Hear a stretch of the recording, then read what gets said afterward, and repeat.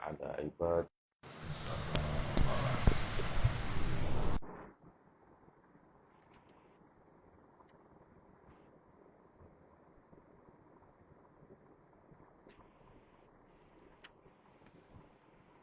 الحمد لله وكفى وسلام على عباده الذين اصطفى اما بعد. میرے محترم دوستوں بزرگوں، ماؤں بہنوں اور بیٹیوں،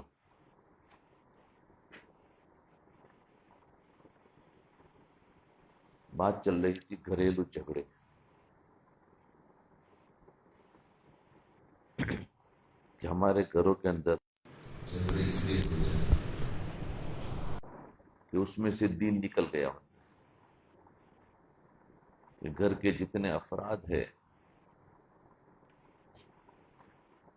سارے افرادوں میں اگر جوڑ رکھنا ہے، جیسے ماں باپ ہے، بھائی بہن ہے، تو ان کے اندر اگر جوڑ رکھنا ہے تو اس کے لیے دین کی ضرورت ہے. اس کو مثال سے سمجھایا تھا کہ ہمارے جسم کے جو اعضاء ہیں وہ سارے ضد والے ہیں، ایک دوسرے کی ضد ہے، لیکن ان کے اندر جوڑ پیدا ہوا ہے روح کی وجہ سے. کہ روح نکل جائے تو ہاتھ کو کوئی تکلیف پہنچائے، زبان کچھ نہیں بولے. تو اسی طریقے سے گھر کے افراد میں جو جوڑ ہے وہ دین کی وجہ سے. اس پر بات چل رہی تھی. اب صلہ رحمی اور قطع رحمی کیا ہے اس کو ذرا سمجھے. یہ جو آپس میں تعلق جوڑنا ہے اس کو شریعت میں صلہ رحمی کہتے ہیں. تعلق کے جوڑنے کو شریعت میں صلہ رحمی کہتے ہیں. صلہ رحمی کا مطلب یہ ہے کہ جن رشتے ناتوں کو شریعت نے کہا کہ ان کو مضبوط رکھا جائے، ان رشتوں کو آپس میں مل جل، لین دین، پیار و محبت سے نبھایا جائے، اس کو صلہ رحمی کہتے ہیں. اور ایک دوسرے کے ساتھ بولنا چھوڑ دینا، ملنا جلنا چھوڑ دینا، اس کو قطع تعلق اور قطع رحمی کہتے ہیں. اللہ تعالیٰ قطع رحمی ناپسند فرماتے ہیں اور صلہ رحمی پسند فرماتے ہیں. صلہ رحمی اور قطع رحمی دونوں کا بدلہ جلد ملتا ہے. حدیث پاک میں آتا ہے کہ دو چیزوں کا بدلہ بہت جلد مل جاتا ہے. دو چیزوں کا بدلہ بہت جلد مل جاتا ہے. اگر آپس میں صلہ رحمی کرے تو اس کی برکتیں اس کی زندگی میں بہت جلد مل جاتی ہیں. اور اگر بندہ قطع رحمی کرے، مثلا کسی پر تکبر کا بول دیا یا ظلم کیا، تو اس کا عذاب انسان کو بہت جلد آنکھوں سے دیکھنا نصیب ہوتا ہے. تو صلہ رحمی کا ثواب جلدی ملتا ہے، ظلم کا عذاب جلدی ملتا ہے. لہذا ہمیں چاہیے کہ ہم آپس میں صلہ رحمی کے ساتھ رہیں. ایک حدیث مبارکہ میں نبی کریم صلی اللہ علیہ وسلم نے ارشاد فرمایا کہ صلہ رحمی پر اللہ تعالیٰ بندے کو 3 انعامات عطا فرمائے. صلہ رحمی پر 3 انعامات عطا فرمائے. ایک تو اللہ تعالیٰ بندے کی عمر کو طویل کر دے. اللہ بندے کی عمر کو طویل کر دیتے ہیں صلہ رحمی پر. دوسرا، اللہ رب العزت اس بندے کا رزق کشادہ فرما دیتے ہیں. صلہ رحمی کرنے والے کو کبھی بھی رزق کی تنگی میں نہیں ڈالتے. تو پہلی چیز، بندے کی عمر کو بڑھا دیتے ہیں اور رزق کی تنگی سے نکال دیتے ہیں. تیسرا انعام، صلہ رحمی کرنے والے کو اللہ تعالیٰ بری موت سے محفوظ فرماتے. بری موت سے محفوظ فرماتے. موت بھی کلمے پر نصیب ہوگی. مال میں بھی برکت ہوگی، عمر میں بھی برکت ہوگی. تو بتائیے کہ اس کے علاوہ بندہ اور کیا چاہتا ہے؟ مال میں اور عمر میں برکت چاہتا ہے، اس سے زیادہ اور کیا چاہتا ہے؟ ہمارے اکثر مسائل یا صحت سے متعلق ہوتے ہیں یا کاروبار سے متعلق ہوتے ہیں. انسان پریشانی کی ہوتی ہے، دو چیزیں. یا تو بیمار ہے، یا مالی اعتبار سے پریشان، یا کاروبار سے متعلق ہے، یا دین سے متعلق، ان تینوں قسم کے مسائل کا حل صلہ رحمی میں رکھا گیا۔ جب عمر طویل ہوگی تو اس کا مطلب یہ ہے کہ صحت اچھی ہوگی، اور جب رزق کشادہ ہوگا تو اس کا مطلب ہے کہ قرضوں اور مرضوں سے جان چھوٹ جائے گی، قرضوں اور مرضوں سے جان چھوٹ جائے گی۔ غیر کے سامنے ہاتھ نہیں پھیلانا پڑے گا، اللہ تعالیٰ لینے والے کی جگہ بندے کو دینے والا بنائیں گے۔ اور بری موت سے حفاظت سے مراد یہ ہے کہ اللہ رب العزت بندے کو دین والی زندگی عطا فرمائے۔ بری موت سے حفاظت کا مطلب کیا ہے؟ یہ بری موت نہیں، دین والی زندگی ہوگی تو بری موت آنے والی نہیں، ایمان والی ہوگی تو دین والی زندگی عطا فرماتے ہیں۔ جی،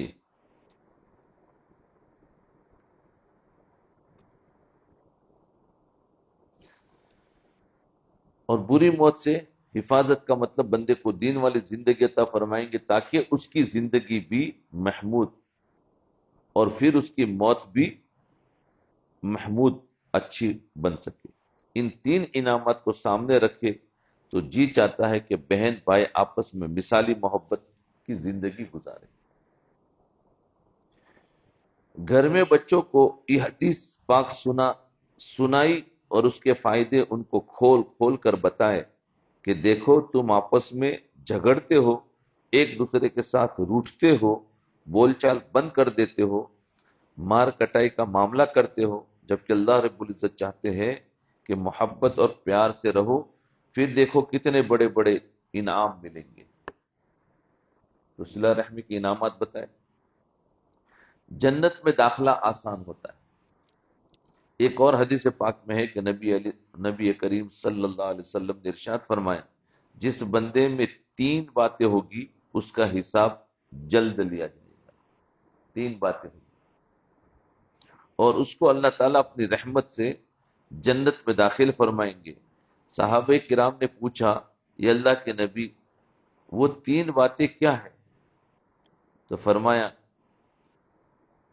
جو تجھے محروم کرے تو اس کو عطا کر، جو تجھے محروم کرے تو اس کو عطا کر، اور جو تجھ سے توڑے تو اس سے جوڑ، جو تجھ سے توڑے تو اس سے جوڑ، اور جو تجھ پر ظلم کرے تو اسے معاف کر دے۔ یہ تین باتیں ایسی ہیں کہ اللہ تعالیٰ اس کو جنت عطا فرمائیں گے۔ جی، اس کا حساب جلد لیا جائے گا اور اپنی رحمت سے اللہ تعالیٰ اس کو جنت میں داخل کریں گے۔ پہلی بات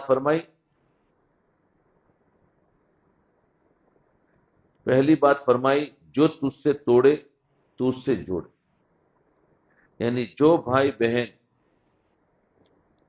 اس سے دور ہونا چاہے یہ اس کے قریب کرنے کی کوشش کرے، کوئی روٹھ جائے تو اس کو منانے کی کوشش کرے، کوئی پریشان ہو تو اس کی پریشانی کو ختم کرنے میں بھی مدد کرے، تاکہ دل ایک دوسرے کے ساتھ مزید نتھی ہو جائے، مل جائے۔ یہ نہیں کہ جیسے ہم کہتے ہیں کہ ہمارے ساتھ کوئی اچھا رہے گا تو ہم اس کے ساتھ اچھے رہیں گے، جیسے آج کل جو میرے ساتھ اچھا رہے گا ہم اس کے ساتھ اچھے رہیں گے، اور جو ہمارے ساتھ بگاڑے گا تو ہم بھی بگاڑیں گے۔ یہ نہیں، بلکہ کوئی ہمارے ساتھ بگاڑے تو ہم اس کے ساتھ اچھا کرے، یہ ہے صلہ رحمی۔ ہاں، تیسری بات فرمائی، جو تجھ پر ظلم کرے، جو تجھ پر ظلم کرے تو اسے معاف کر دے۔ لہذا بھائی بہنوں میں آپس میں کسی نے مذاق کر دیا، زیادتی کر دی، دوسرے کا دل دکھایا، وہ ایسا نہیں کرنا چاہیے تھا، مگر جس کا دل دکھایا ہے اس کو چاہیے کہ جلدی معاف کر دے، تاکہ اللہ کی رحمتوں سے اس کو حصہ نصیب ہو۔ یہ دین اسلام کتنا پیارا دین ہے، شریعت کے اندر کیا حسن ہے کہ زندگی گزارنے کے لیے اتنے بہترین اصول بتا دیے۔ اب اگر پہلی اور دوسری حدیث کو ملا کر دیکھے تو معلوم ہوا کہ جو بندہ صلہ رحمی کرے گا اللہ رب العزت دنیا میں اس کو لمبی عمر دیں گے، دنیا میں اس کو فراخ رزق عطا فرمائیں گے، اور اللہ تعالیٰ اس کو ایمان پر موت عطا فرمائیں گے۔ اور چوتھی بات یہ کہ قیامت کی رسوائی سے اس کو بچائیں اور آسانی سے اس کو جنت میں داخل فرما دیں گے۔ تو یہ کیسا پیارا عمل ہے کہ ہمیں ایک عمل کے کرنے پر انسان سیدھا جنت میں جائے گا۔ تو نوجوان بچے اور بچیوں کو یہ احادیث سنا کر اس کی اہمیت کو اجاگر کرے کہ آپس میں انہیں محبت اور پیار سے رہنا۔ اب ماں باپ اور اولاد کے جھگڑے، خصوصاً والدین کی روک ٹوک ناگوار لگتی ہے۔ دوسرا زاویہ کہ ماں باپ اور اولاد کے درمیان جھگڑوں کا ہے۔ ایک تو تھا بھائی اور بہنوں کا جھگڑا، یہ جو بھی بتایا، یہ گھریلو جھگڑے ہیں، لیکن اس میں ایک تو بھائی بہنوں کا آپس میں جھگڑا ہوتا ہے، اور دوسرا ہے کہ ماں باپ اور اولاد کا جھگڑا ہوتا ہے، کیونکہ یہ مل کر گھر بنتا ہے۔ تو یہ دوسرا جو زاویہ ہے، دوسری طرف سے سوچو کہ ماں باپ اور اولاد کے درمیان جھگڑوں کا ہے۔ عام طور پر دیکھا گیا ہے کہ ماں باپ اولاد کی تربیت کو نہ چاہتے، تربیت کرنا چاہتے ہیں، اس لیے ان کو روک ٹوک کرتے۔ روک ٹوک کہاں ہوگی؟ جس کی تربیت کرنی ہوگی تو اس کو کچھ کہنا پڑے گا، کچھ منع کرنا پڑے گا، روک ٹوک تو کرنا پڑے گا۔ ہاں۔ تو ماں باپ اولاد کی تربیت کرنا چاہتے اس لیے ان کو روک ٹوک کرتے۔ نوجوان بچوں کو روک ٹوک بری لگتی ہے، بچوں کو اتنا نہیں ہے، لیکن نوجوان جو ہو جاتے ہیں، چھوٹے جب عمر ہو تو روک ٹوک بری نہیں ہوتی، مان جاتے۔ بڑے ہونے کے بعد تھوڑی عقل سمجھ میں آتی ہے تو انسان کو برا لگتا ہے۔ ماں نے کہہ دیا کہ بیٹی تم نے فلاں کے گھر نہیں جانا، اس کے روکنے میں کوئی حکمت ہوگی۔ اب بیٹی کو غصہ آ گیا اور کہتی ہے امی، امی تو پابندیاں ہی لگاتی رہتی ہے، ادھر نہیں جاؤ ادھر نہیں جاؤ۔ باجی کو جانے دیتی ہے اور مجھے کیوں نہیں جانے دیتی؟ سوال پیدا۔ اب دو تین بیٹیاں ہیں، ایک کو جانے دیا دوسرے کو روک دیا، تو کیا کہیں گے؟ اس کو جانے دیتا مجھے نہیں جانے دیتی۔ یہ ہوتا ہے نا بچوں میں۔ تو ماں نے کہا کہ بیٹی تم دو پٹے کا خیال نہیں رکھتی ہو۔ بیٹی کہتی ہے کیا مصیبت ہے امی، گھر میں بھی آرام سے نہیں رہنے دیتی۔ تو بجائے اس کے کہ بچی یوں کہے کہ ہاں امی آپ اچھی عادت ہے، یعنی آپ اچھی بات کہتے ہیں، مجھے اپنانی چاہیے، اچھی عادت ہے، اس کو پابندیاں نظر آتی ہے۔ جب نفس کے اندر انانیت ہوتی ہے تو اصلاح کی ہر بات بندے کو بری لگتی ہے۔ کہ تم دو پٹے کا خیال نہیں رکھتی، تو کہتے ہیں کیا لگایا ہے تم نے؟ الٹے سے ہم جواب دیتے ہیں، بلکہ اس کو ماننا چاہیے کہ ہاں مجھے کرنا چاہیے۔ تو یہ ہے کہ نفس جب اندر آ گیا ہے تو اب بات اچھی نہیں لگتی، میں اسے سمجھوں ہوں دشمن جو مجھے سمجھائے ہے۔ کوئی سمجھا تو اس کو دشمن لگتا ہے۔ اس لیے ماں باپ اگر اولاد کو سمجھاتے ہیں تو اولاد سمجھتے کہ ماں باپ میرے دشمن ہیں، جو سمجھائے وہی دشمن نظر آتا ہے۔ فون اٹھایا، ماں نے کہہ دیا بیٹی جب میں بھی موجود ہوں تو تیرے بھائی بھی موجود ہے، تو گھر میں دوسرے لوگ فون اٹھائیں گے، تجھے اٹھانے کی کیا ضرورت ہے؟ جب ماں باپ موجود ہے، بھائی بھی موجود ہے، تو ان کی موجودگی میں بیٹی کو فون نہیں اٹھانا چاہیے۔ آپ کیوں اٹھاتی ہو؟ بس اس پر جھگڑا شروع کر دیتی۔ ماں نے کہہ دیا دسترخوان پر بیٹھے ہوئے کہ فلاں چیز کم ہے لے کر آؤ، تو کہے گی ہر وقت مجھے ہی کام دیا جاتا ہے اور مجھے ہی کہا جاتا ہے۔ امی مجھے سکون سے کھانا بھی نہیں کھانے دیتی۔ تو نوجوانوں کی تھوڑی بھی تھیوری بھی عجیب ہوتی ہے، تھیوری سوچ ہے نا، ارے ہوتا ہے کہ نہیں ہوتا ہے؟ ہاں۔ روک ٹوک بچوں کے لیے رحمت ہے، زحمت نہیں۔ روک ٹوک بچوں کے لیے رحمت ہے۔ ماں باپ بچوں کے محسن ہوتے ہیں، ماں باپ بچوں کے محسن ہوتے ہیں، وہ ان کو اچھی باتوں پر روک ٹوک کر رہے ہوتے ہیں، مگر یہ اس بات کو سمجھ نہیں رہے ہوتے، لہذا روک ٹوک سے دل کا تنگ ہونا انتہائی بری بات ہے. روک ٹوک سے دل کو تنگ مت کرو، یہ بہت بری بات ہے. روک ٹوک کو اپنے لیے بہتر سمجھنا چاہیے. نوجوان بچے یہ سمجھے کہ شکر ہے ہمارے قریب کوئی تو ایسا ہے جو ہمیں غلطی ہونے سے پہلے اس سے بچا لیتا ہے. ہر بندے کو تجربات کرنے کی ضرورت نہیں. ہر بندے کو تجربہ کرنے کی ضرورت نہیں. زندگی کے نفع نقصان سے تجربہ ہر کسی کو کرنے پڑیں گے. کرنے پڑے تو مصیبتوں سے گزرنا پڑے گا. کہ تجربہ ہو جائے پھر ہمیں سمجھ میں آئے، نہیں، پہلے سے ہی ہمیں روک دیتے ہیں تاکہ ہماری پریشانی زیادہ بڑھنے سے ہم بچ جائیں. بھائی ایک لائٹ چالو کرو.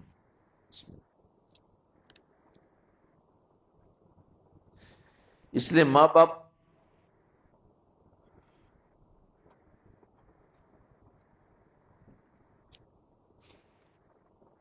ٹھیک ہے، یہ ہاں ٹھیک.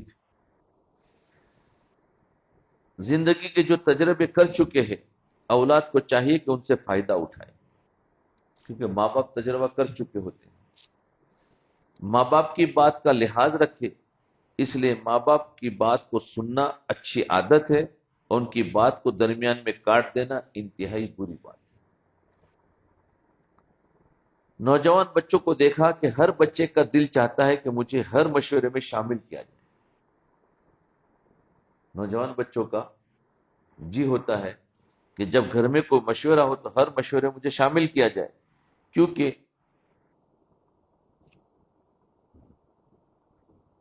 ٹین ایج ہو جاتے ہیں. ٹین ایج 13 14 تو ٹین ایج ہو جاتے ہیں. وہ سمجھتے ہیں کہ گھر کے مشورے میں ہماری بات ہی نہیں سنی جاتی، مجھے کوئی پوچھتا ہی نہیں.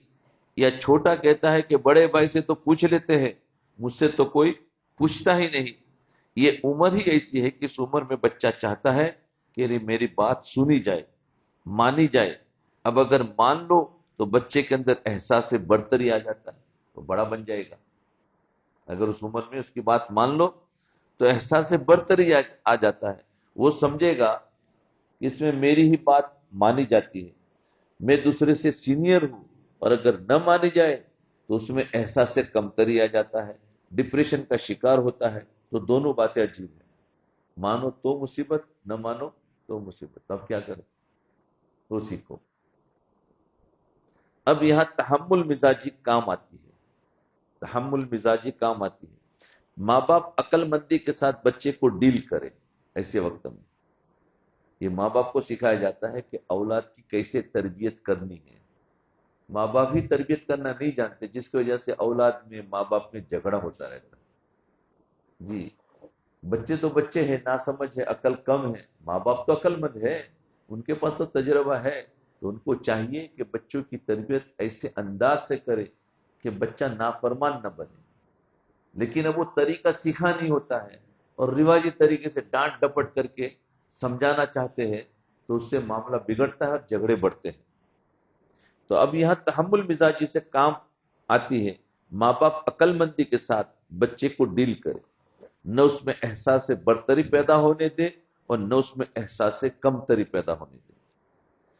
چونکہ عمر ایسی ہے کہ فوراً غصہ آتا ہے، اور نوجوان بچوں کو جب غصہ آتا ہے تو لگتا ہے کہ کوئی سیلاب آ گیا.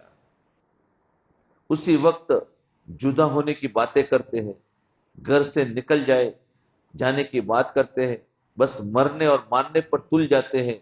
ان کا غصہ ان کے کنٹرول میں ہی نہیں ہوتا.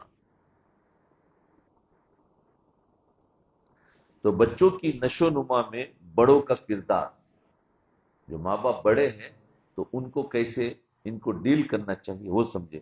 اب نوجوان بچوں سے پوچھا جائے کہ آپ کو کس نے پال پوس کر بڑا کیا، تو جواب ملے گا ماں باپ نے.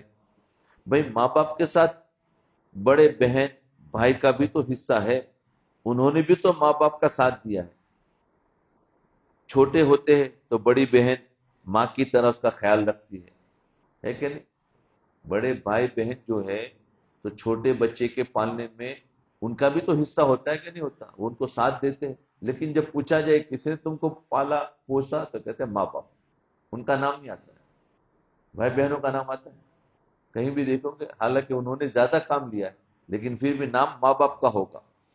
تو چھوٹے ہوتے ہیں تو بڑی بہن ماں کی طرح اس کا خیال رکھتی ہے، جو قریبی رشتہ دار ہوتے ہیں وہ مورل سپورٹ دیتے ہیں، خالہ، پھوپھو اور اس قسم کے جو بھی رشتے ہوتے ہیں ان کی مورل سپورٹ ہوتی ہے۔ بچے خود بخود تو پل کر جوان نہیں ہو جاتے، ان کے بڑے اور جوان ہونے میں قریب کے لوگوں کا حصہ ہوتا ہے۔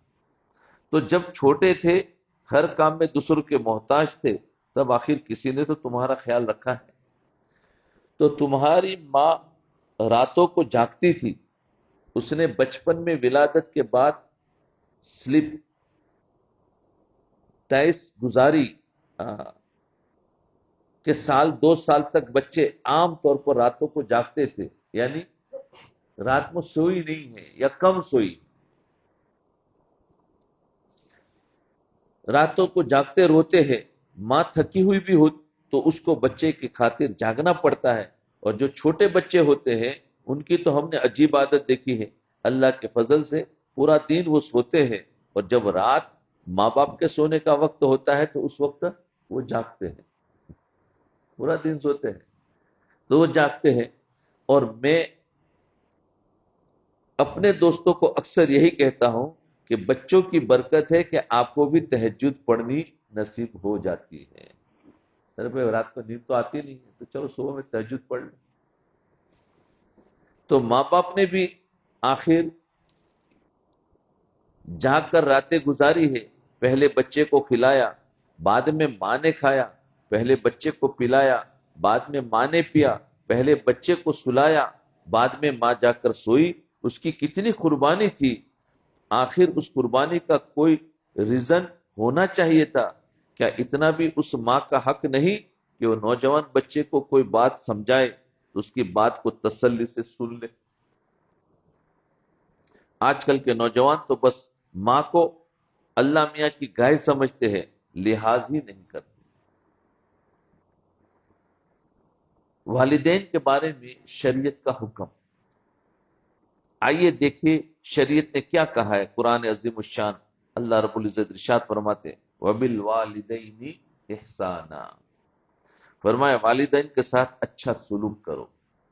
یہ اولاد کو کہا، سمجھیں، کیونکہ ماں باپ اولاد کے جب تربیت کی کچھ بات کرتے ہیں تو غصہ آتا ہے بچوں کو، تو اب بچوں سے کہا کہ تمہیں کیا کرنا ہے۔ قرآن نے کہا کہ تمہیں ماں باپ کے ساتھ اچھا سلوک کرنا ہے۔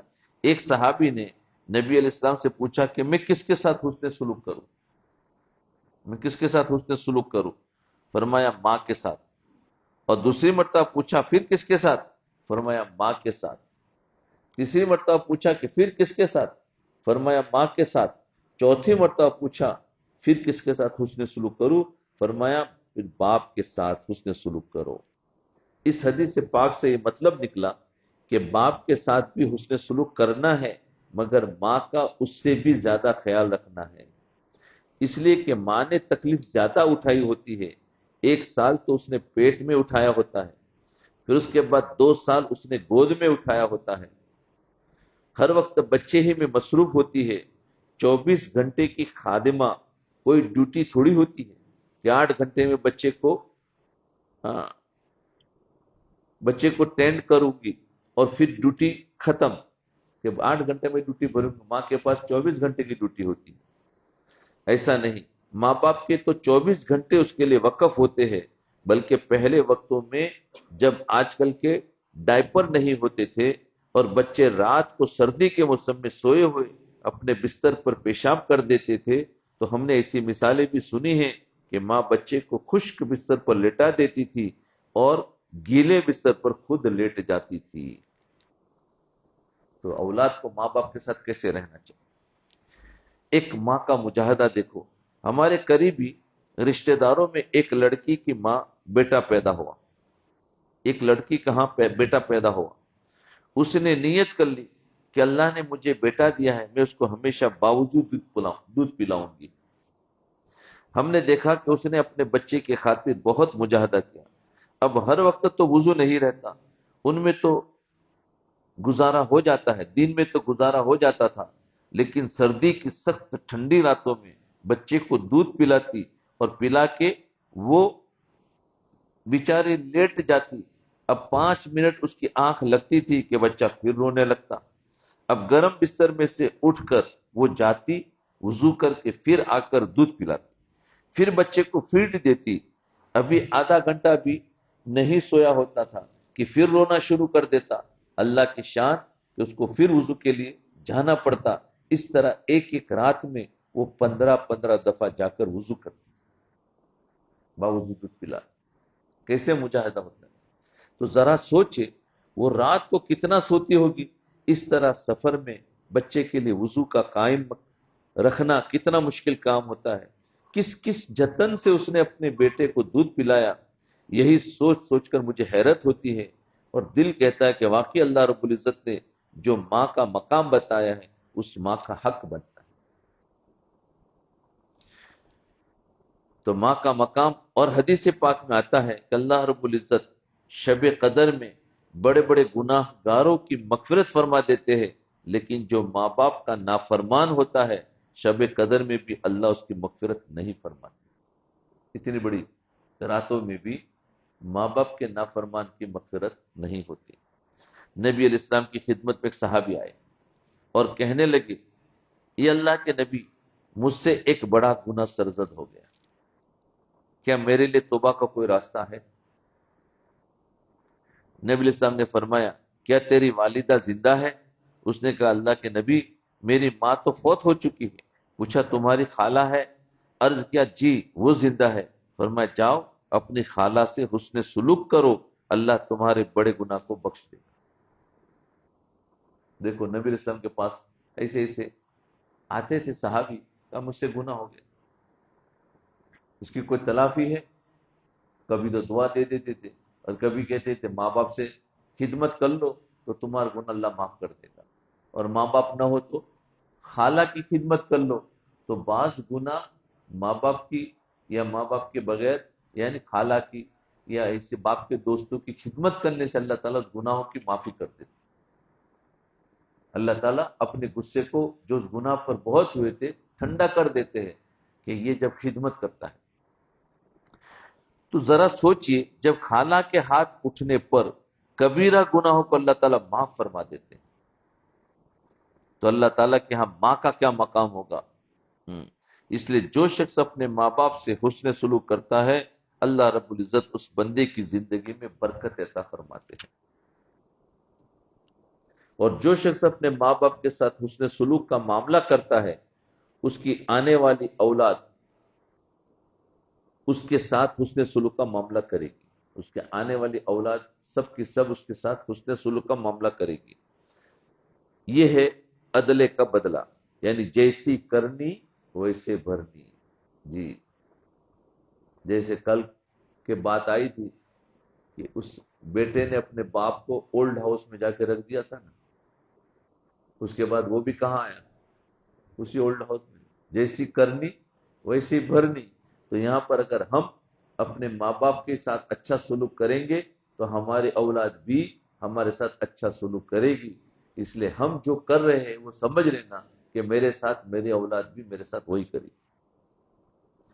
جو نوجوان لڑکے لڑکیاں آج اپنے ماں باپ کی خدمت کر کے کل جب ان کی شادیاں ہوگی اللہ ان کو بھی فرما بردار اولاد عطا فرمائیں گے، کیا مزے کی بات ہے۔ اس لیے نوجوان بچے اور بچیوں کو چاہیے کہ خدمت کر کے ماں باپ کو راضی کرے تاکہ ان کی اولاد ان کو راضی کرے، اس کے ذریعے سے اللہ رب العزت بھی ان سے راضی ہو جائے۔ اگر ماں باپ فوت ہو گئے تو اب کیا کریں؟ اس نے شریعت نے کہا کہ اگر ماں باپ فوت ہو جائے تو بندے کو چاہیے کہ جو ماں باپ کے تعلق والے تھے ان کے ساتھ حسن سلوک کا معاملہ کرے۔ مثلا ایک بندہ کہتا ہے کہ میں اپنی ماں کی خدمت نہ کر سکا اور وہ فوت ہو گئی، تو اس کو چاہیے کہ اب وہ اپنی خالوں کی خدمت کرے، جو بھی 2 3 جو خالہ رہ گئی ہو ان کی خدمت کرے۔ اگر خالہ بھی کوئی نہیں ہے تو ماں جن سے تعلق رکھتی تھی، جن کو اپنے قریبی سمجھتی تھی، اگر ان کا اکرام کرو گے تو تمہیں اپنی اولاد کا اکرام کرنے کا ثواب دیا جائے گا۔ وہ نہ ہو، خالائی بھی نہ ہو، تو فرمایا ماں باپ یعنی ماں جن کی جو سہیلیاں ہیں وہ بھی بوڑھی ہو چکی ہے، پر ان کے ساتھ اکرام کرو۔ دیکھو شریعت نے کتنے راستے کھولے ہیں۔ اور اکثر یہ ہوتا ہے کہ اولاد جو ہے ماں باپ کے انتقال کے بعد سوچتی ہے کہ یار میں نے کوئی خدمت نہیں کی۔ ارے ہوتا ہے کہ نہیں ہوتا؟ کیونکہ ماں باپ کی حیاتی میں اولاد کو اتنی سمجھ اور فہم نہیں ہوتی ہے، بعد میں آتی ہے، تو اللہ نے راستہ دیا ہے کہ پھر بھی تم کرنا چاہو تو اس طریقے سے کر لو، تو تم ماں باپ یعنی فرما بردار ماں باپ والے سے ہو جاؤ گے۔ یہ عمل اللہ رب العزت کو اتنا پسند ہے کہ انسان کو دنیا کی مصیبتوں سے بھی بچاتا ہے۔ چنانچہ بخاری شریف کی روایت ہے کہ بنی اسرائیل کے 3 بندے سفر پر نکلے۔ کتنا بجا؟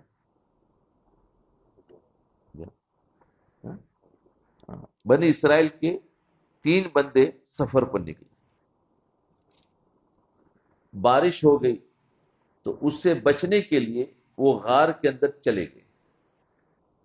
بارش کی وجہ سے ایک بڑی چٹان گری اور غار کے منہ کے اوپر آ گئی، یعنی اس کے جو دروازہ تھا غار میں جانے کا اس کو بند کر دیا۔ اتنی وزنی تھی کہ تینوں نے مل کر زور لگایا مگر وہ ہلتی ہی نہیں تھی۔ اب کوئی وہاں تو تھا نہیں جو ان کی مدد کرے، اب موت تو سامنے ہے، کوئی وہاں تھا نہیں کہ جو مدد کرے۔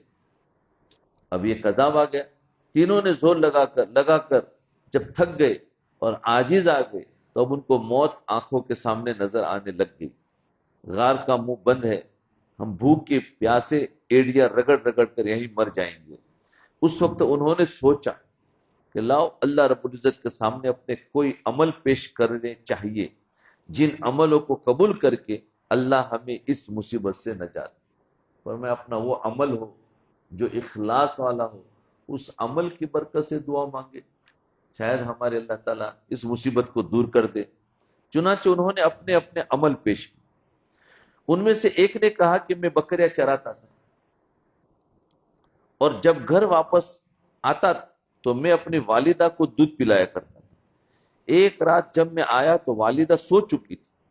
میں دودھ لے کر کھڑا رہا کہ والدہ کی آنکھ کھلے گی تو میں دودھ دوں گا۔ یا اللہ، وہ پوری رات سوئی رہی، ان کی آنکھ نہیں کھلی اور میں پوری رات ہاتھ میں دودھ کا گلاس لے کر انتظار کرتا۔ اگر یہ میرا عمل آپ کو پسند ہے تو ہمیں اس مصیبت سے نجات دیجیے۔ اس عمل کی برکت سے اللہ رب العزت نے غار کے منہ کا ایک حصہ کھول دیا، تھوڑا سا۔ پھر دوسرے نے اپنا عمل پیش کیا کہ میری ایک کزن تھی، میرا اس کے ساتھ نفسانی شہوانی تعلق تھا، میں نے کسی بہانے سے اس کو زنا پر آمدہ کر لیا۔ جب میں زنا کرنے لگا تو اس وقت اس نے مجھے کہا کہ تم اللہ کی مہر کو کیوں توڑتے ہو؟ جو چیز شریعت میں تمہارے لیے حرام ہے تم اس کا ارتکاب کیوں کرتے ہو؟ اس کی بات میرے دل پر ایسی بیٹھ گئی کہ موقع کے باوجود میں نے اس کو بھیج دیا اور اس گناہ کا ارتکاب نہیں کیا۔ موقع تھا لیکن میں نے چھوڑ دیا، گناہ سے بچ گیا۔ یہ اللہ اس عمل کو قبول کر لے۔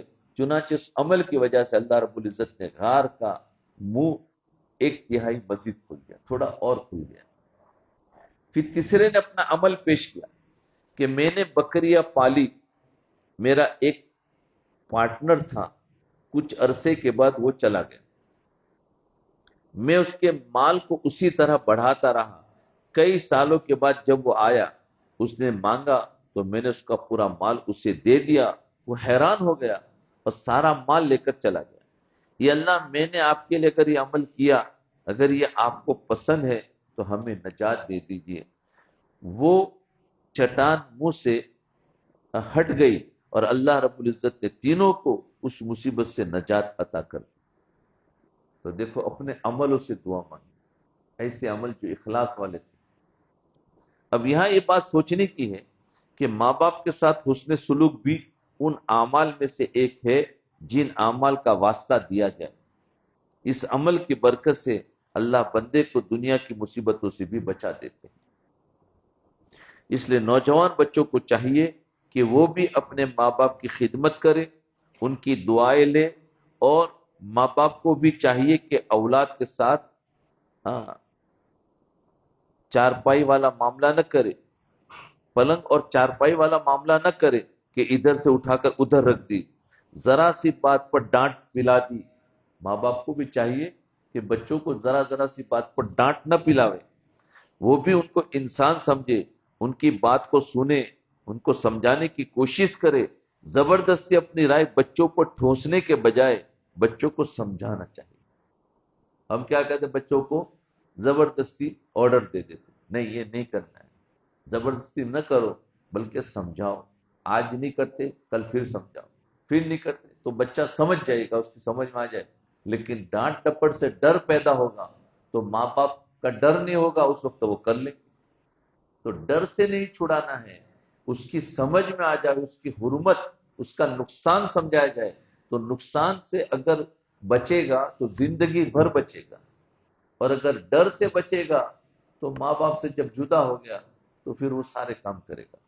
اس لیے ماں باپ کو چاہیے کہ ان کے اوپر کوئی رائے تھوپے نہیں، ٹھوسے نہیں، بلکہ ان کو سمجھانا چاہیے، نفع نقصان بتانا چاہیے، تاکہ بچے اپنی خوشی کے ساتھ ایک کام کو کر رہے ہو، ماں باپ کو بھی اس کا خیال رکھنا چاہیے، اولاد کو بھی خیال کرنا چاہیے۔ اگر بالفرض ماں باپ خیال نہیں کر پاتے تو کیا پھر بھی نوجوانوں کو خیال نہیں رکھنا چاہیے؟ شریعت کہتی ہے کہ ماں باپ نے اگر خیال نہ بھی رکھا تو تمہیں اجر تب ملے گا جب تم اس کے باوجود ان کی خدمت کرو گے۔ اب ماں باپ ہمارا خیال نہیں رکھتے، پھر بھی ہم ان کی باتوں کو برداشت کر لیں۔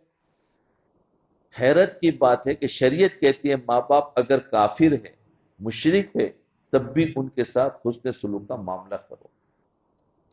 فرمایا وصاحبہما فی الدنیا معروفا، اور دنیا میں ان کے ساتھ بھلائی سے رہو۔ کافر اور مشرک ماں باپ کے ساتھ اگر اچھائی کا حکم ہے تو جو ایمان والے ماں باپ ہیں، جنہوں نے بچوں کو چھوٹی عمر میں کلمے کی نعمت دے دی، ان کے ساتھ اچھا سلوک کرنا اللہ تعالیٰ کو کتنا پیارا لگتا ہے۔ لہذا اگر بہن بھائی آپس میں محبت اور پیار سے رہے، اولاد ماں باپ کے ساتھ محبت اور پیار سے رہے، ان کی خدمت کرے، تو گھر پھر ایک جنت کا نمونہ بن جاتا ہے۔ اللہ تعالیٰ اس گھر میں عزتیں دیتے ہیں، صحت دیتے ہیں، رزق میں برکت دیتے ہیں، اولاد میں برکت دیتے ہیں، موت بھی آتی ہے تو ایمان پر آتی ہے، اور آخرت میں بھی حساب آسان اور جنت میں جانا بھی آسان۔ اس عمل پر اللہ رب العزت کی کتنی رحمتیں ہوتی ہیں۔ یہ پکی بات ہے کہ اللہ تعالیٰ کی رضا والدین کی رضا میں، اللہ تعالیٰ راضی، ماں باپ اگر راضی ہے جس اولاد سے، تو سمجھو اللہ تعالیٰ بھی اس اولاد سے راضی ہے۔ تو ماں باپ کی رضا اللہ کی رضا ہے۔ جب تک والدین راضی نہ ہوں گے بندے کے اعمال بھی قبول نہ ہوں گے۔ اگر کوئی ماں باپ سے تعلق توڑ چکا ہے، ناراض کر چکا ہے، تو پھر وہ کتنے ہی اللہ والوں کے پاس بیٹھے گا، اس کی ترقی نہیں ہو سکتی۔ کیوں کہ وہ چیز اس کو رکاوٹ بنے گی۔ اب وہ بندہ بہت محنت کر رہا ہے کہ میں ذرا جلدی اللہ کے پاس پہنچوں، اللہ کا تعلق ملے، ذکر و اذکار زیادہ کروں، اللہ والوں کی صحبت میں زیادہ بیٹھوں، لیکن نہیں ہوتا۔ وہاں سے لاک لگا ہوا ہوگا، اس لاک کو کھولنا پڑے گا۔ وہ ماں باپ کے ساتھ جا کر معافی وغیرہ مانگ لے گا تو تھوڑی سی محنت پر بہت جلدی ترقی کرے گا۔ جی، اس لیے ہمارے قریب کے ایک دیہات میں ایک واقعہ پیش آیا کہ دیہاتی علاقے میں بوڑھے ماں باپ رہتے تھے، اللہ نے بڑھاپے میں ان کو اولاد عطا کر دی، بچے کو انہوں نے پڑھایا، بچہ ذہین تھا، حتیٰ کہ وہ بچہ پڑھ لکھ کر انجینئر بن گیا۔ جب وہ انجینئر بنا تو شہر کے اندر اس کو بڑی اچھی نوکری مل گئی، کوٹھی مل گئی، یعنی مکان مل گیا، کار مل گئی۔ اس نے ماں باپ کو کہا آپ میرے ساتھ شہر میں رہے، وہ بیٹے کے پاس شہر میں آ گئے۔ ماں باپ چونکہ دیہات میں رہنے کے عادی تھے، وہ دیہات کے رہنے کے عادی تھے تو ان کو شہر میں مزہ نہیں آتا، دیہات کے رہنے کے عادی تھے، رشتہ داریاں وہی تھی اور آزاد فضا تھی، اور وہ اس ماحول میں ایڈجسٹ ہو چکے تھے، لہذا وہ کچھ دن تو شہر میں رہے، لیکن رشتہ داروں کی خوشی اور غمی میں بار بار گاؤں جانا پڑتا تھا، تو ماں باپ نے کہا بیٹے ہم سے بار بار یہ سفر نہیں ہوتے، ہمیں آپ وہیں دیہات میں رہنے دو، آپ نے اکثر شہر میں رہنا ہے تو رہ دو، رہ لو، آتے رہنا، ہم سے ملتے رہنا۔ چنانچہ اس طرح بیٹے نے شہر میں رہنا شروع کر دیا۔ کچھ عرصے کے بعد اس نے سوچا کہ اب ہر طرح سے میں سیٹ تو ہو ہی چکا ہوں، تو مجھے شادی کروا لینی چاہیے، کر لینی چاہیے۔ شہر کے ایک بڑے معزز گھرانے کی ایک خوبصورت اور خوبصیرت لڑکی کا پتہ چلا۔ اس نے اس کی طرف نکاح کا پیغام بھیجا، وہاں رشتہ طے ہو گیا۔ ماں باپ سے پوچھا تو انہوں نے کہا کہ بیٹے زندگی آپ نے گزارنی ہے، جہاں آپ کو خوش ہوں گے ہم بھی وہیں خوش ہوں گے۔ اس کی شادی بھی ہو گئی۔ بیٹے نے پسند کیا تو ماں باپ نے کہا ٹھیک ہے، اگر تمہیں پسند ہے تو کر لو۔ اب شادی کے بعد یہ اپنی بیوی کو گھر لے کر آیا۔ بیوی کچھ عرصہ تو اس کے ماں باپ کو ملنے دیہات میں جاتی رہی، پھر جب بچوں کے سلسلے شروع ہو جاتے تو آنا جانا بھی مشکل ہو جاتا ہے۔ ماں باپ اس بچے کو کہتے کہ آپ ہمارے پاس ہفتے میں ایک دفعہ آ کر مل جایا کرو۔ یہ ایک دفعہ ملنے چلا جاتا۔ اب بندہ ہے کئی دفعہ پلاننگ کرتا ہے کہ میں 2 گھنٹے میں جاؤں گا، 2 گھنٹے کی جگہ 6 گھنٹے لگ جاتے ہیں۔ تو جب اس طرح دیر ہونی شروع ہوئی تو بیوی کو بھی برا لگا، وہ بولنا شروع ہو گئی۔ جیسے عورتوں کی ایک لینگویج ہوتی ہے، عورتوں کی ایک لینگویج ہوتی ہے۔ یہ نوجوان شریف النفس تھا، اپنی بیوی کو سمجھاتا، وہ بھی امیر گھرانے کی تھی، آگے سے بات کو بڑھا دیتی تھی، خواہ مخواہ کا بحث و مباحثہ آپس میں ہو جاتا اور یہ ہر ہفتے کا مسئلہ ہوتا۔ 2 4 سال گزرے، اب بیوی اس کے ماں باپ کے پاس بار بار جانے سے الرجک ہو گئی، یعنی اب اس کو مزہ نہیں آنے لگا۔ جب یہ جانے لگتا تو وہ ہنگامہ کر دیتی بیوی، یہ پریشان ہوتا کہ وہاں نہ جاؤں تو ماں باپ ناراض ہوتے، اور اگر جاؤں تو یہاں بیوی ناراض ہوتی۔ سینڈوچ بن گیا، ارے کہ جاؤ تو مصیبت، نہ جاؤ تو مصیبت۔ اب ایسے نوجوان بیچارے بیچ میں آ کر پھنس جاتے۔ پھر اللہ والوں کے پاس جاؤ، وہ بتائیں گے کہ کیا کرنا ہے۔ یا تو وہ کیا کرتے ہیں نوجوان، دونوں میں سے کسی ایک کو پھر چھوڑ دیتے، یا تو ماں باپ کی ایسی سائڈ لیتے کہ بیوی کی پرواہ نہیں کرتے، یا تو بیوی کی ایسی سائڈ لیا کہ ماں باپ کی پرواہ نہیں کرتے، بلکہ درمیان کا راستہ نکالنا چاہیے۔ تو یہ پریشان ہوتا کہ وہاں نہ جاؤ تو ماں باپ ناراض، اور اگر جاؤ تو یہاں بیوی ناراض ہوتی۔ سوچتا تھا کہ میں کیسے اس مصیبت سے جان چھڑاؤں۔ اتنے میں اس کو سعودی عرب سے ایک جاب کی آفر آ گئی، بہت معقول پیکج تھا۔ اس نے ماں باپ کو جا کر بتایا کہ مجھے تو سعودی عرب میں نوکری مل رہی ہے۔ ماں باپ بڑے خوش ہوئے، کہا بیٹے ہمارا اللہ حافظ ہے، تم اس دیش میں جاؤں گے، اللہ کا گھر دیکھوں گے، ہمارے لیے تو یہی خوشی کافی ہے۔ ماں باپ نے اجازت دے دی۔ یہ بیوی بچوں کو لے کر مکہ مکرمہ آ گیا۔ اس زمانے میں ٹیلی فون تو زیادہ ہوتے نہیں تھے، بس حج اور عمرے پر جو لوگ آتے تھے انہی کے ذریعے پیغام رسائی ہوتی تھی، خط و کتابت۔ آنے والے حاجی ہوتے تھے، وہ کوئی نہ کوئی خوشی کی، غم کی جو خبر لانا ہوتا لے آتے تھے، ورنہ ٹیلی فون وغیرہ نہیں تھا انتظام، یا کوئی چیز ایک دوسرے کو پہنچا دی جاتی تھی۔ چنانچہ نوجوان شروع میں ان کے لیے خرچہ بھی بھیجتا رہا، کبھی کبھی صحت اور خوشی کے پیغام بھی بھیجتا رہا، لیکن 13 سال یہ وہیں پر رہا اور اپنے والدین کی طرف واپس نہ آ سکا۔ باہر گیا تو 13 سال تک ماں باپ کا منہ نہیں دیکھا۔ اب دیکھو،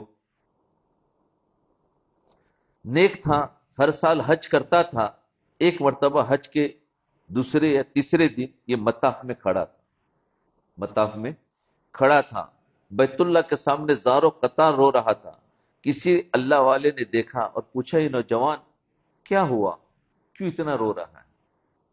بتایا کہ مجھے 13 سال ہو گئے ہیں، ہر دفعہ میں حج کرتا ہوں، لیکن حج کے 2 3 دن کے بعد میں خواب دیکھتا ہوں کہ کوئی کہنے والا کہتا ہے تیرا حج قبول نہیں، کوئی کہنے والا کہتا ہے کہ تیرا حج قبول نہیں۔ 13 سال سے حج کر رہا ہوں، اور حج کے 2 3 دن کے بعد کوئی کہتا ہے تیرا حج قبول نہیں، اور میں پریشان ہوں کہ پتہ نہیں کون سی مجھ سے ایسی غلطی ہوتی ہے کہ میرا حج اللہ کی بارگاہ میں قبول ہی نہیں ہوتا. تو وہ اللہ والے تھے، بندے کی نفس پہچانتے تھے. تو انہوں نے دو چار باتوں میں، یعنی اس سے سوال جواب کیے، کچھ پوچھا، دو چار باتوں میں اندازہ لگا لیا کہ اس نے 13 سال سے ماں باپ کو اپنی شکل ہی نہیں دکھائی. تو صاف ظاہر ہے کہ بوڑھے ماں باپ اس پر خفا ہوں گے، ناراض ہوں گے. انہوں نے بات سمجھائی کہ بیٹے آپ کے ماں باپ زندہ ہیں، ان کی خیر خبر لو پھر واپس آنا، یعنی جاؤ اپنے ماں باپ کے پاس، ان کی خیر خبر لے کر واپس آ جانا. یہ خیر واپس آنا، خیر یہ آیا اور اس نے آ کر فوراً اپنی ٹکٹ بک کروا لی، کیونکہ وہ بیچارہ سمجھ نہیں رہا تھا کہ میرا کیوں ایسا ہو رہا ہے. تو ہمیشہ اللہ والوں کے پاس اس کا حل ہوتا ہے، وہ جائے تو کچھ بات سمجھائیں گے. تو فوراً اس نے اپنی ٹکٹ بک کروا دی. بیوی نے کچھ آئی بائی شروع کر دی، آئی بائی اور شائی، سمجھ گئے نا کہ وہ پہلے سے ہی بہت تنگ کر رہی تھی، جانے نہیں دیتی تھی. اب اس نے ارادہ کر لیا تو بیوی بیچ میں رکاوٹ بنی. اس نے کوشش کی مگر یہ نوجوان بھی سیریس تھا. اس نے اس کو بھی شیر کی طرح آنکھیں دکھائی کہ اب تیری بات کچھ بھی نہیں سنوں گا. آنکھیں دکھائی. جب بیوی نے دیکھا کہ بہت سیریس نظر آتا ہے تو چپکے سے ڈر کے مارے بھیگی بلی بن کر بیٹھ گئی. اس نے تیاری کی اور واپس اپنے ملک آیا. اب جب اپنے گاؤں کے قریب پہنچا تو اس نوجوان کو یہ بھی پتا نہیں تھا کہ میرے باپ اس وقت زندہ بھی ہے یا نہیں، کچھ خبر ہی نہیں. اور 13 سال میں تو سب بدل جاتا ہے. اب یہ سوچ رہا ہے کہ پتہ نہیں میرے باپ کس حال میں ہیں. اس کو سعودی عرب گئے کو 13 سال گزر گئے تھے. اس کو ایک 9-10 سال کا لڑکا ملا. اس نے اس سے پوچھا کہ وہ فلاں بڑے میاں کیا کیا حال ہے. اس نے پوچھا تو اس نے بتایا کہ وہ بڑے میاں تو 6 مہینے ہوئے فوت ہو گئے. البتہ وہ بوڑھی عورت ابھی بھی زندہ ہے، گھر میں ہے، بڑی بیمار ہے. میں نے سنا ہے کہ ان کا ایک بیٹا ہے جو سعودی عرب گیا ہوا ہے. پتہ نہیں وہ کیسا نامعقول بیٹا ہے جو اپنے ماں باپ کی خبر ہی نہیں لیتا. بچہ بات کر کے چلا گیا، اس کو پتہ نہیں کہ وہی بیٹا ہے. بچہ بات بات کر کے چلا گیا، لیکن اس نوجوان کی دل کی تار کو چھیڑ گیا. وہ پریشان ہو گیا. اب اس کو احساس ہوا کہ اوہو، والد تو دنیا سے چلے گئے ہیں، میں نے آخری وقت میں ان کی شکل ہی نہیں دیکھی. اب تو امی مجھ سے ناراض ہوگی اور امی تو میرا چہرہ ہی نہیں دیکھے گی. امی تو مجھے گھر سے ہی نکال دے گی، میرے ساتھ بات ہی نہیں کرے گی. اب یہ سوچ رہا ہے کہ میں امی کو کیسے مناؤں گا. مغموم دل سے گھر کی طرف جا رہا تھا. بالآخر جب اس نے گھر کے دروازے پر پہنچ کر دیکھا تو دروازہ کھلا ہوا تھا، کیواڑ ملے ہوئے تھے. اس نے آہستہ سے دروازہ کھولا، اندر داخل ہوا. کیا دیکھتا ہے کہ صحن میں چارپائی کے اوپر اس کی بوڑھی بیمار والدہ لیٹی ہوئی ہے. ہڈیوں کا ڈھانچہ تھی، وہ چارپائی کے ساتھ لگی ہوئی تھی. اس کو خیال آیا کہ کہیں امی سو نہ رہی ہو تو میں پہلے آہستہ آہستہ چلتے ہوئے قریب جاتا ہوں، کیونکہ اس کی والدہ کی آنکھ پر موتیا آ چکا تھا. جب وہ دبے پاؤں بالکل قریب پہنچا تو حیران ہوا کہ اس کی والدہ کے اس وقت ہاتھ اٹھے ہوئے تھے اور وہ کچھ الفاظ کہہ رہی تھی، گویا اللہ تعالیٰ سے دعا مانگ رہی تھی. کہ اس نے جب قریب ہو کر سنا تو ماں یہ الفاظ کہہ رہی تھی، یا اللہ، میرے خاوند دنیا سے چلا گیا، میرا ایک ہی بیٹا ہے جو میرا محرم ہے، اللہ اسے بخیریت واپس پہنچا دینا، تاکہ اگر میری موت آئے تو مجھے قبر میں اتارنے والا کوئی تو میرا محرم موجود ہو. دیکھو، ماں اتنے سالوں کے بعد بھی بیٹے کے ساتھ اچھا سلوک کر رہی ہے کہ کوئی تو میرا محروم موجود ہو. ماں یہ دعائیں مانگ رہی ہے اور بیٹا سمجھتا ہے کہ ماں مجھے دیکھنا بھی گوارا نہیں کرے گی. اس نے جب ماں کے یہ الفاظ سنے تو فوراً کہا، امی میں آ گیا ہوں، امی میں آ گیا ہوں. تو ماں چونک اٹھی، آواز سنتے ہی بولی، میرے بیٹے آگے آ جا، آگے آ جا. جی امی میں آ گیا ہوں. ماں کہنے لگی، بیٹے ذرا قریب ہو جانا. میں تمہاری شکل تو دیکھ نہیں سکتی، مجھے اپنا بوسہ ہی لینے دو، مجھے اپنے جسم کی خوشبو ہی سونگنے دو۔ یہ ماں کی محبت تھی، یہ ماں کی محبت ہوتی ہے۔ خیر یہ بیٹا 2 4 دن وہاں رہا، اللہ کی شان کہ ماں بیمار تھی، چند دنوں میں فوت ہو گئی۔ اس نے اپنی والدہ کو کفن پہنا کر دفنا دیا اور اس ذمہ داری سے فارغ ہو کر کچھ عرصے کے بعد واپس مکہ مکرمہ پہنچ گیا۔ کہتے ہیں کہ اگلے سال جب حج کا موقع آیا، اس نے حج کے دوسرے دن پھر خواب دیکھا، وہی پہلے والا شخص اس کو کہہ رہا ہے اللہ نے تیرے اس حج کو بھی قبول کر لیا، اب اس حج کو قبول کر لیا، اور تیرے پچھلے 13 حجوں کو بھی قبول کر لیا۔ دیکھو ماں باپ کو جا کر منا دیا تو تیرا یہ حج بھی قبول، پچھلے سارے حج قبول کر لیا۔ جب ماں باپ کے ساتھ حسن سلوک سے اللہ رب العزت بندے کے عمل کو قبول کر لیتے ہیں، اس کے ساتھ رحمتوں کا معاملہ کرتے ہیں، تو نوجوانوں کو چاہیے کہ گھروں میں نہ آپس میں الجھے، نہ ماں باپ کی قدر نہ ماں باپ کی بے قدری کرے، ماں باپ شفقتوں والا معاملہ کرے، اولاد خدمت کا معاملہ کرے، سب محبت و پیار کے ساتھ رہے، لڑائی جھگڑے سے بچے، یہ فساد ہے۔ اللہ تعالیٰ فساد کے بارے میں فرماتے ہیں واللہ لا يحب الفساد، اور اللہ تعالیٰ فساد کو پسند نہیں فرماتے۔ اللہ تعالیٰ ہمیں نیک بن کر اور ایک بن کر زندگی گزارنے کی توفیق عطا فرمائے۔ اس لیے بھائی ہمیں چاہیے کہ ہم اپنی زندگی میں جس کے بھی ماں باپ ہوئے بہت بڑی نعمت ہے، یہ اولڈ ہاؤس میں رکھنے کے قابل نہیں ہے، یہ تو ہم بلکہ ہم اپنے سارے وقت کو ماں باپ سے قریب کر دے، اس میں کچھ بھی پڑھنے میں ذکر و اذکار میں کمی آئے گی تو ماں باپ کی خدمت سے اللہ تعالیٰ وہ سارے درجات طے کرا دیں گے۔ بہت سے لوگ کچھ ذکر و اذکار اتنے زیادہ کرتے کہ ماں باپ کی خدمت میں کمی کرتے تھے۔ ماں باپ کی خدمت پہلے اہم ہے، کیونکہ ماں باپ کی اگر دعا مل گئی تو ہمارے سارے درجات طے ہو جائیں گے۔ ذکر و اذکار سے تو طے ہوں گے نہیں ہوں گے، لیکن ماں باپ کی دعا سے تو یقینی ہے کہ انسان کامیاب ہوگا۔ اس لیے چاہیے کہ ان کی بات کو مانیں اور اسے ہمیں اور اس کے لیے ہمارے لیے سعادت سمجھے۔ اور اگر کسی کے ماں باپ فوت ہو چکے اور ابھی افسوس ہے کہ میں کیا کروں، تو اس کو چاہیے کہ خالہ ہو ان سے کرے، یا ماں کی کوئی سہیلیاں ہو۔ بہت سارے ہمارے رشتے داروں میں جس کا ماں کا بہت اٹیچ ہوتا ہے، ماں ان سے زیادہ اپنی باتوں کو کرتی تھی، تو ہم بھی ان کو اس نیت کے ساتھ کہ میرے نبی کی نے بتایا ہے، یہ میرے نبی کی سنت ہے، تو ہم ان کے ساتھ جاوے، ان کو ہدیہ بھیجے اور ان سے عزت کرے۔ وہ بھی کہے کہ یار میرے ساتھ کیوں، میرا تو کوئی رشتہ نہیں ہے۔ فرمایا نہیں، میرے نبی نے بتایا ہے کہ ماں باپ چلے گئے تو ان کے قریبی والوں سے، ان سے تعلق رکھنے والوں سے تم تعلق رکھو، تو میں اس لیے تم سے تعلق رکھے تمہاری دعائیں بھی۔ اب وہ دعا دے دے گی ہم کو، ہمارا کام بن گیا، کریں گے۔ اللہ ہمیں عمل کی توفیق عطا فرمائے۔ تھوڑی دیر مراقبہ کر لیں،